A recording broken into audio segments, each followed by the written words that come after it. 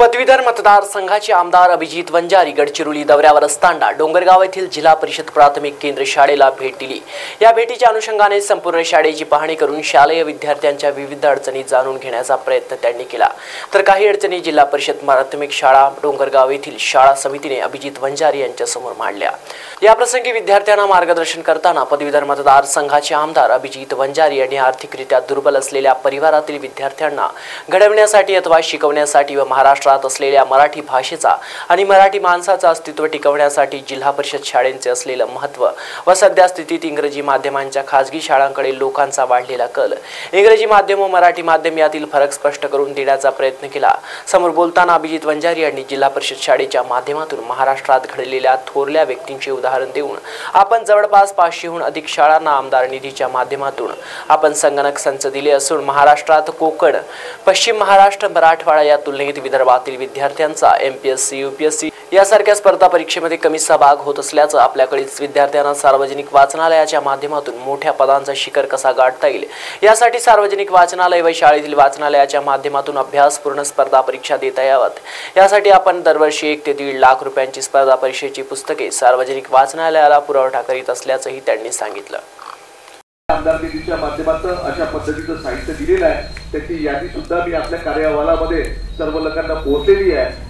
याच्याशिवाय ज्या काही आपल्या गावागावामध्ये सार्वजनिक ग्रंथालय असतात त्या ग्रंथालय सुद्धा ती चळवळ टिकली पाहिजे, मराठी भाषा टिकली पाहिजे आणि त्याच्या माध्यमातून गोरगरीब विद्यार्थ्यांना मदत झाली पाहिजे। सध्या गावामध्ये सुद्धा सार्वजनिक ग्रंथालयाच्या माध्यमातून मोठ्या प्रमाणामध्ये त्या विद्यार्थ्यांना आर्थिक चणचण राहते, आर्थिक परिस्थिती राहत नाही, ते सुद्धा स्पर्धा परीक्षेची तयारी तशा पद्धतीच्या सार्वजनिक ग्रंथालयाच्या माध्यमातून किंवा आपल्या शाळेमध्ये असलेल्या ग्रंथालयाच्या माध्यमातून करतात। त्याच्यामुळे ते ग्रंथालय सुद्धा टिकले पाहिजे आणि म्हणून दरवर्षी सुद्धा आम्ही जवळजवळ 100 त्या ठिकाणी सार्वजनिक ग्रंथालयांना दरवर्षी 1-1.5 लाखाचे 2 लाखाचे स्पर्धा परीक्षा पुस्तकं हे आम्ही वाटत असतो आपल्या आमदार निधीचं आणि त्याच्या माध्यमातून ती चळवळ आपली उभी राहिली पाहिजे। पश्चिम महाराष्ट्राच्या तुलनेमध्ये, कोकणच्या तुलनेमध्ये, मराठवाड्याच्या तुलनेमध्ये, या भागाच्या तुलनेमध्ये स्पर्धा परीक्षेमध्ये त्या ठिकाणी भाग घेणारे विद्यार्थी सुद्धा कमी आहे आणि पास होणारे सुद्धा विद्यार्थी आपल्या विदर्भामध्ये कमी आहे आणि म्हणून त्या विद्यार्थ्यांचा ती संख्या वाढली पाहिजे। आपले विद्यार्थी सुद्धा शासकीय नोकरी करतात इथपर्यंत त्या ठिकाणी तयारी त्याची झाली पाहिजे, या दृष्टिकोनातून आमचा तो उपक्रम चालतो, आम्ही तो प्रयत्न करतो। रोजगार मेळावे असतील, स्वयंरोजगाराचे प्रशिक्षण असतील, हे सुद्धा उपक्रम आम्ही पदवीधर मतदारसंघाच्या माध्यमातून त्या ठिकाणी करतो। मी आज काय आहे की आमच्या आता निवडणुका जवळ आलेल्या आहे आणि आमच्या सगळ्या उमेदवार त्यांची चाचणी, त्यांचं ते मुलाखती घेणं हा सगळा कार्यक्रम सुरू आहे आणि म्हणून मी आपला अधिक वेळ घेत नाही, परंतु धावता दौरा म्हणून आज दौलत भाऊने या ठिकाणी बोलवलं, मी या ठिकाणी उपस्थित झालो। निश्चितपणे या मागण्या आपल्या निश्चितपणे पूर्ण करणार आहे आणि येणाऱ्या काळामध्ये आणखी या सर्व शिक्षणासोबत नवीन आव्हान आपल्या सर्वांसमोर आलेलं आहे, ते म्हणजे नवीन शैक्षणिक धोरण।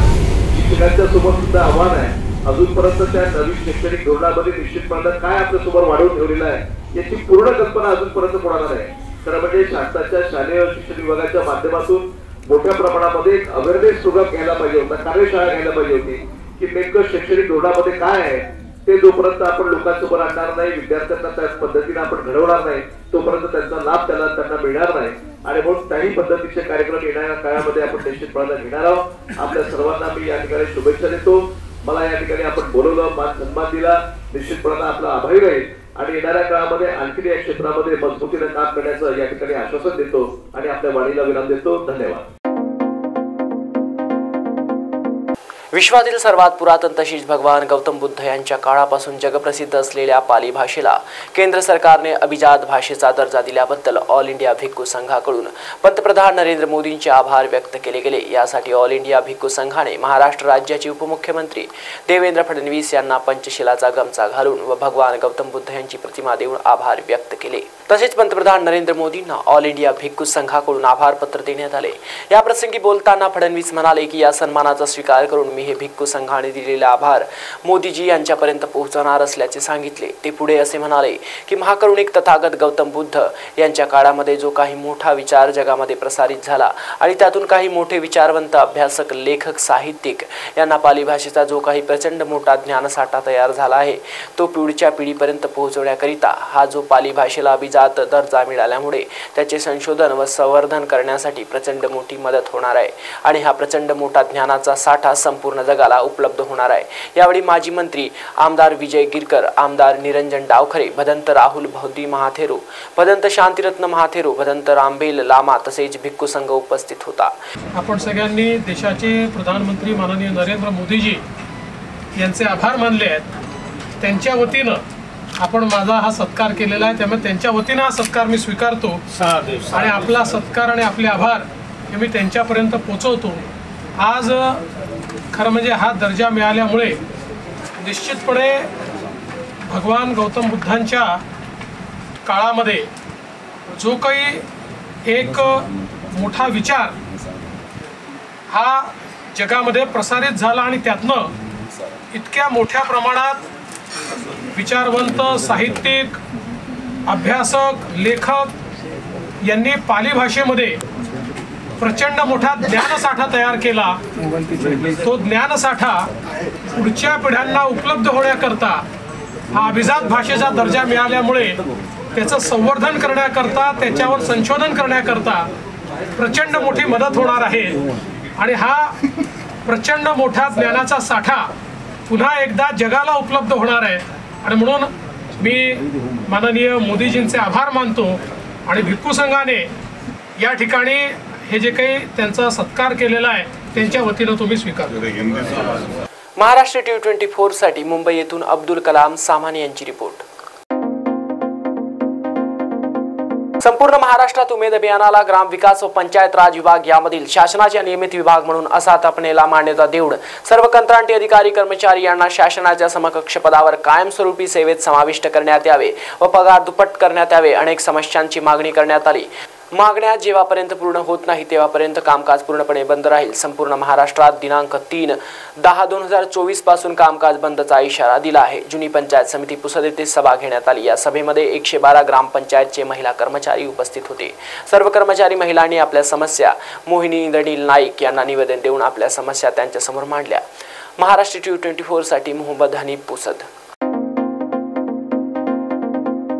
भारतीय जनता युवा मोर्चा शाखा तळेगाव दशासरच्या वतीने नागपुरी गेट पोलीस स्टेशनवर झालेल्या भ्याड हल्ल्याचा निषेधार्थ तळेगाव दशासर तालुका धामणगाव रेल्वे जिल्हा अमरावती पोलीस स्टेशन येथे निवेदन देऊन या प्रकरणाचा निषेध दर्शवला। यावेळी भारतीय जनता युवा मोर्चा तळेगाव शाखेचे कार्यकर्ते उपस्थित होते। महाराष्ट्र T24 साठी सचिन करडे, अमरावती। पोलीस स्टेशन हिंगणघाट येथील गुन्हे प्रकटीकरण पथकाचे अंमलदार हे पोलीस स्टेशन परिसरात पेट्रोलिंग करीत असताना मुखबिराकडून खात्रीशीर खबर मिळाली की नूतन कन्या शाळेच्या ग्राउंडमध्ये स्वागत यादव हा त्यांच्याजवळ मॅप्रोडॉन नावाचा मनोव्यापारावर परिणाम करणारा पदार्थ विक्री करण्याचा उद्देशाने बाळगून विक्री करत असून स्वागत यादव याने काळ्या रंगाचा लाईन ग्रीनचे शर्ट व हिरव्या रंगाचे फुल पॅन्ट घातलेले आहे अशी खात्रीशीर माहिती मिळाल्याने सदर माहिती पोलीस निरीक्षक मनोज गव्हणे यांना देण्यात त्याच्या आदेशाने नूतन कन्या शाळा हिंगणघाट येथे पोलीस स्टाफसह रवाना होऊन नूतन कन्या शाळा हिंगणघाट येथील ग्राउंड परिसरात येऊन पाहणी केली असता खबरेप्रमाणे शाळेच्या इमारतीच्या पायऱ्यावर बसून एक इसम काळ्या पांढऱ्या रंगाचे लाईनचे शर्ट व हिरव्या रंगाचे फुल पॅन्ट घालून शाळेच्या पायरीवर बसून दिसून आल्याने पंचाशमक्ष सापळा रचून सदर इसमास ताब्यात घेतले असता त्याने नाव पत्ता विचारले। स्वागत दुर्गाप्रसाद यादव, वय 24 वर्ष, राहणार रामनगर वार्ड, हिंगणघाट, जिल्हा वर्धा असे सांगितले। पंचासमक्ष त्यांची कायदेशीररित्या अंगझडती घेतली असता त्याच्या अंगझडतीमध्ये एका प्लास्टिकच्या पन्नीमध्ये मॅप्रोडॉन नावाचा मनोव्यापारावर परिणाम करणारा पदार्थ भरून त्याचे एकूण प्लास्टिक पन्नीसह वजन 3.720 ग्रॅम, विक्रीचे नगदी 8,400 रुपये, रेडमी कंपनीचा अँड्रॉइड मोबाईल किंमत 8,000 असा एकूण जुमला किंमत 26,400 रुपयांचा माल मिळून आल्याने पंचासमक्ष जप्ती पंचनामा कारवाई करून सदर माल जप्त करून आरोपी विरुद्ध NDPS ऍक्ट कायद्यान्वये गुन्हा नोंद करण्यात आलाय। महाराष्ट्र T24 साठी हिंगणघाट येथून आशिफ कुरेशी यांची रिपोर्ट। हाल ही में मुसलमानों के बड़े धर्मगुरु प्रोफेट मोहम्मद सल्लल्लाहु अलैहि वसल्लम पर आपत्तिजनक टिप्पणी करने वाले नरसिंहानंद पर अकोला के मुस्लिम समाज की तरफ से आसिफ अहमद खान और मोहम्मद सादिक के नाम से शिकायत दर्ज की गई। यह शिकायत अकोला के उलमाओं के नेतृत्व में की गई। शिकायत में बताया गया कि नरसिंहानंद ने जो टिप्पणी की है यह देश के माहौल को बिगाड़ने के लिए की गई है, जो एक चिंताजनक बात है। इस बात को गंभीरता से लिया जाए और कानूनी कार्रवाई की जाए। लेखी तकरार करते समय मौलाना सैयद वसीउल्लाह साहब, मुफ्ती मुफ्ती इरशाद, हाफिज आतिक, हाफिज नाजिम साहब, अब्दुल सलाम खान, अब्दीब अहमद खान, मोहम्मद सादिक शेख, आसिफ शेख, समीर अब्दुल, वाहिद रियाज खान, इरफान खान, राजू भाई आदि कार्यकर्ता मौजूद थे। यतीन और सीनियर उनके ज़बान से जनता के रसूल शासन के शान में गुस्ताखी हुई है, उसके ख़िलाफ़ हम अकोटफेल पुलिस स्टेशन के अंदर FIR दर्ज कराने के लिए यहाँ पर आए। इसलिए कि जो गुस्ताखी हुई वो सिर्फ हिंदुस्तान के मुसलमान नहीं बल्कि दुनिया भर के मुसलमानों को उससे ठेस पहुँची। और ऐसे मूवमेंट पर और ऐसे हालात में ऐसे बयानात देना कि जिससे एक मुल्क की सेकंड लार्जेस्ट मेजॉरिटी को हर्ट हो, उनको तकलीफ़ हो, ये सिर्फ़ और सिर्फ मुल्क के हालात को बिगाड़ने के लिए है। इसलिए हम प्रशासन से मुअद्दबाना दरख्वास्त करते हैं कि उस पर पुरज़ोर कार्रवाई की जाए, मुल्क में अमन व सलामती को बरकरार रखा जाए। और अगर हुकूमत उसकी पुश्त पनाही करती है तो इसकी ज़िम्मेदार हुकूमत है। प्रशासन किसी के दबाव में ना आए और जो है तो अपनी कानूनी कार्रवाई करे। जो संविधान ने हक दिया, जो कानून ने अधिकार दिया, उसका भरपूर इस्तेमाल किया जाए। इसी की बात, यही बात पहुँचाने के लिए यहाँ तक हम लोग आए। शायद से मुलाकात हुई जो अल्लाह के रसूल की शान में गुस्ताखी हुई थी। नसीमा नाम है कोई महाराज का, उन्होंने गुस्ताखी की है, इसके पहले भी बहुत लोगों ने की है। तो मैं आपके माध्यम से सिर्फ इतना कहना चाहूँगा, मेरी पूरी कौम को, पूरी आवाम को क्या सुकून और इत्मीनान बनाए रखिए, क्योंकि देखो ये लोग काम वर्गलाने का कर रहे हैं। तो प्लीज़ इनके बातों में ना आए, ऐसे फंडों में ना पड़े। और ये वीडियो का जो फंडा चल रहा है इसको ज़्यादा से ज़्यादा शेयर करो, अल्लाह के रसूल की शान में गुस्ताखी करे, तो ये चीज़ ना करे, क्योंकि इससे अपन सुनने वाले गुनहगार तो हो रही है, लेकिन जो लोग फैला रहे हैं वो भी गुनहगार है। तो ये चीज़ का ध्यान रखे, देश का वातावरण ना बिगड़े, ऐसा कोई काम ना करे। जय हिंद, जय महाराज। महाराष्ट्र Tube 24 के लिए अकोला से गुलाम मोहसिन की रिपोर्ट। राजू दादाला मुलगी झाली, राजू दादाला। मी तुला बोलले होते ना मुलगी होणार म्हणून।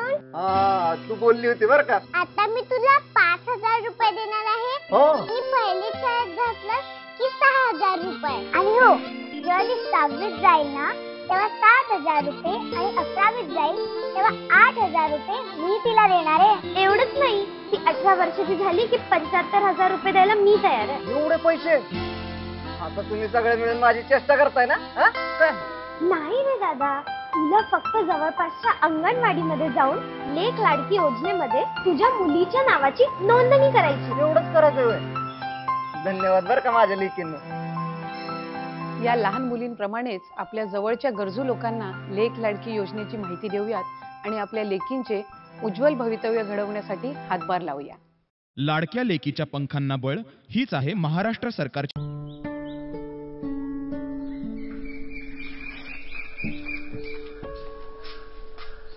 ताई, हे घ्या तुमचा सिलेंडर।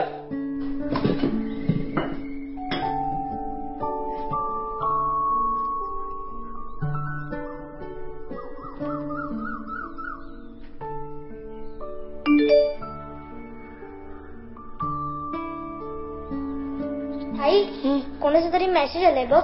मेसेज? हा मुख्यमंत्री अन्नपूर्णा योजनेची रक्कम ट्रान्सफर झाल्याचा मेसेज आहे।